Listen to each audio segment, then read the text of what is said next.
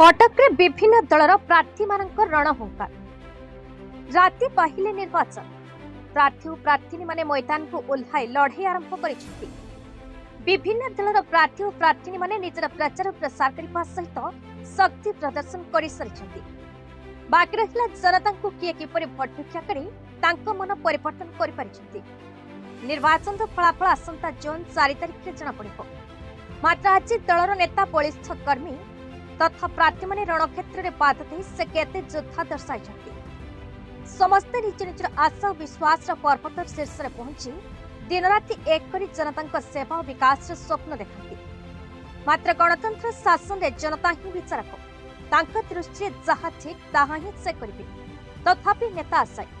से निर्वाचन विषय कही निजर दक्षता और जनता विकास विषय आलोचना कर निजर मत प्रकाश करिसेंती।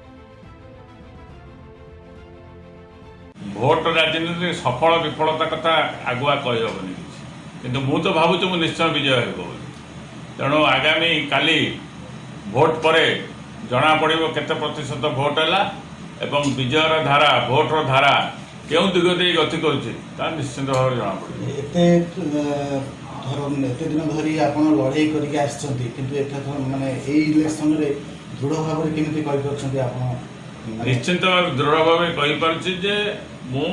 लोक मत ग्रहण कर बहुत दीर्घ 40-42 वर्ष द्वारा मोर जो संग्राम लोक मैंने समस्ते बुझी तेणु लोक मैंने एथर मत भोट देवे बोली मोर पूर्ण विश्वास रही मुदा रही विकास विकासर मुदा को नहीं कि आम गति कर विगत 25 वर्ष हम ओडिशा रे विकासर चिन्ह वर्ण ना एवं कटक संसदीय क्षेत्र में विकासर चिन्ह वर्ण ना तेणु विकासर मुदा को नहीं एवं राहुल गांधी जो ग्यारंटी कार्ड को नहीं आम लोक पाखक जाइचु एवं लोक आसंता काली भोट बाक्स पूरण कर लोके मन बढ़ाई छाड़ी लोके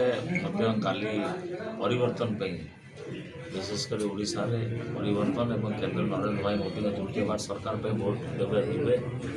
आम निश्चित भाव लोक अनुरोध करूँ लोके घर सकाल बाहरतु एवं आग भोट दान करूँ जलपान करूँ। दीर्घ 25 वर्ष धरी बीजेडी सरकार शासन कर सफल बोली भावुଛନ୍ତି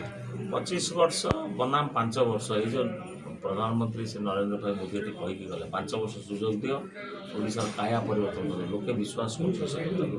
25 वर्ष लोक तो किसी है लोके कहते गोटे गोटे कथा जे 25 वर्ष किसी है 5 वर्ष बीजेपी देखा जाऊ से परिवर्तन निश्चित हो जनता दल नवीन नायक सपक्ष में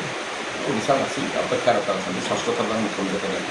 ओडिशा जो विकास होशा जो रूपरेख जातीय मानचित्र जाऊँशा स्वास्थ्य भित्तिभूमि कथा कहु विजु स्वास्थ्य कल्याण योजना कथा कहु शिक्षार भित्तिभूमि कथा कहु शिक्षा कथा कहु शिल्पर विकास कथा कहु नुआ नियुक्तिर संभावना कथा कहु 10.5 लाख टंकार नुआ विनियोग आस सब प्रकार इंडस्ट्री ओडिशा देशवासी देखते महाराष्ट्र पर सेकेंड बिगेस्ट इन्वेस्टमेंट स्टेट हूँ ओडिशा सेकेंड मैन्युफैक्चरिंग स्टेट हूँ ओडिशा ओडिशा तार नुआ परिचय नहीं जातीय मानचित्र जाऊँगी षष्ठ थर मानवर मुख्यमंत्री नवीन पट्टनायक जदि आमर मुख्यमंत्री हमें षष्ठ थर आमर कटक रूपरेख आहरी कौन डेभलप मानचित्र सब बड़ विनियोग ओडिशा सरकार कटक एम्स प्लस कथा कह नुआ बस स्टाण देखिए कमी कौन जातीय बस स्टाण एयरपोर्ट देखिए रिंग रोड 6 लेन हो चंडी मंदिर नवीकरण हो बक्स जोन कम कम्प्लीट है आप कटक नुआ रूपरेख बर्तमान आपको जाऊँगी जो कम एम्स प्लस कम तो मोर देन आप 60% कम सारे 40% आउ 2 वर्ष 3 वर्ष कम सारे सारा भारत वर्ष तृतीय बृहत्तम चिकित्सा केन्द्र और गवेषणा केन्द्र हम पृथ्वी पिलाने गवेषणा करेंगे ये गोटे देश को देखला भाया कार्यक्रम कटक दामोदर गुरांक रिपोर्ट भारत न्यूज।